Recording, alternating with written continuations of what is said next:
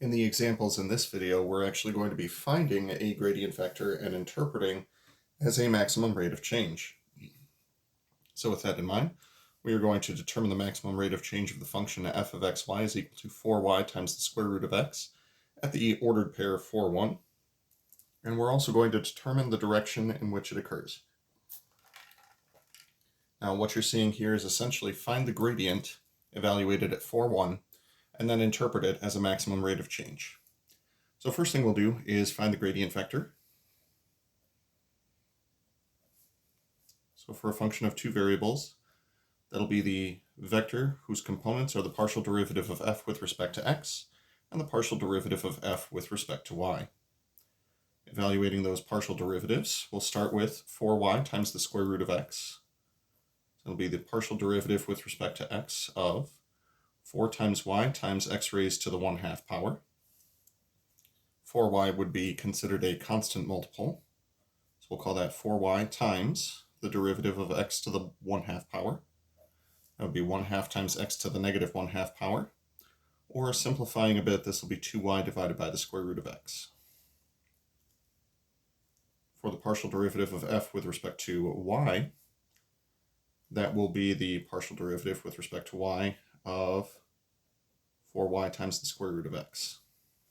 Now it won't be necessary to call that x to the 1/2 power, because if x is a constant, then that means the square root of x is a constant as well. So what we see here is one big constant times y, the derivative of which would simply be the constant. So with that in mind, the gradient function of f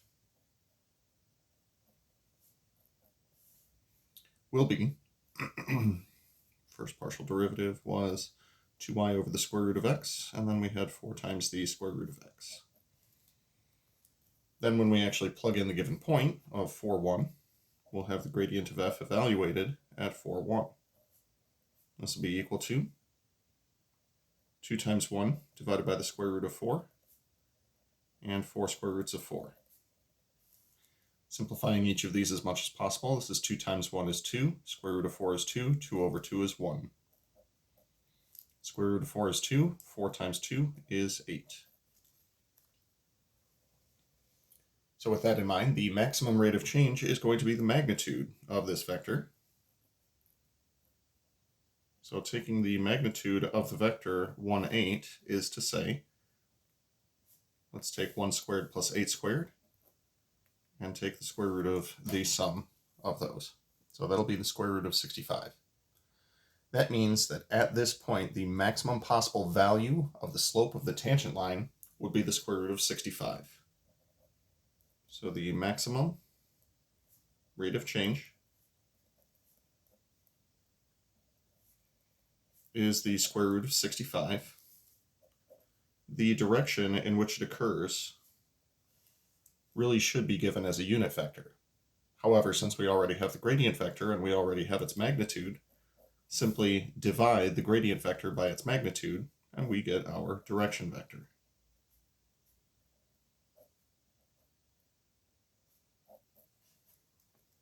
That'll do it. Additionally, if we were to take the dot product of this direction vector with our gradient vector, we would wind up with this square root of 65 that we got in the first place. I will leave that as an exercise for the viewer. Let's go ahead and try out one more of these. We're going to determine the maximum rate of change of f of s and t is equal to t times e to the st power at the ordered pair 0, 2, and the direction in which it occurs.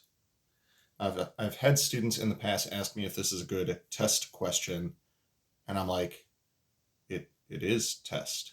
It is test, and it is a question, so yeah, that's a good test question. Un chistoso. Just a little joke. So partial derivatives we're going to be looking for in this case. We'll stick with alphabetical order on this one. Since it's s followed by t, we'll see s followed by t for our gradient function.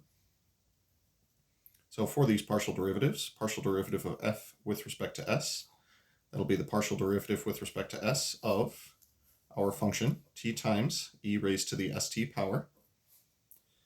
Now the initial t is acting as a constant multiple, so we can ignore that. Differentiating with respect to s, this is e raised to the s times a constant power. So for s times a constant, we'll get an additional factor of the constant. So this will be t squared e to the st power. Continuing with our our other partial derivative. Don't want to say second partial derivative. That means a different thing entirely. T e to the st power. For this one, because we have two occurrences of t, which is our variable, we'll be making use of the product rule on this one. So first times the derivative of the second plus the second times the partial derivative of the first. Now for the same reason as we saw for this derivative, this will be t times, this will be e to the st times an additional factor of the constant. Because we're differentiating with respect to t, the constant is now s. Then for the partial derivative of t with respect to t, that'll be 1, leaving us with, factoring out the e to the st, we'll have st plus 1. Therefore, our gradient function, gradient of f of st, will be equal to t squared e to the st for the first component, and this for the second component, e to the st times st plus 1. If you don't want to factor out that common factor of e to the st, you can leave it as is, but then you'll have stest plus est, and that's just awkward to say. Plugging in our given point. Given point is 0, 2, so we'll be plugging in 0 for s and 2 for t. So t squared e to the 0 times 1, and e to the 0 times 1 times 0 times 1 plus 1. Each of those natural exponentials will turn into e to the 0, which is 1, telling us that our two components for this will be 2 squared times 1, which is 4, and 1 times 0 plus 1, that is 1. Interpreting this as a maximum rate of change, that'll be the magnitude of the gradient vector, which will be equal to, based on the components that I see here, 4 squared plus 1 squared. That'll be the square root of 17. So of all of the different possible slopes of tangent lines that we could create at the ordered pair 0, 2, the maximum possible slope is going to be the square root of 17. So with that in mind, the maximum rate of change is going to be the square root of 17. And the direction in which it is going to occur, we'll do the same thing as what we did for the last one. Take the gradient vector, divide by the magnitude of the gradient vector, and you have a unit vector that points in the appropriate direction. So 4 over the square root of 17, comma, 1 over the square root of 17. So hopefully this helps you interpret the gradient vector as a maximum rate of change.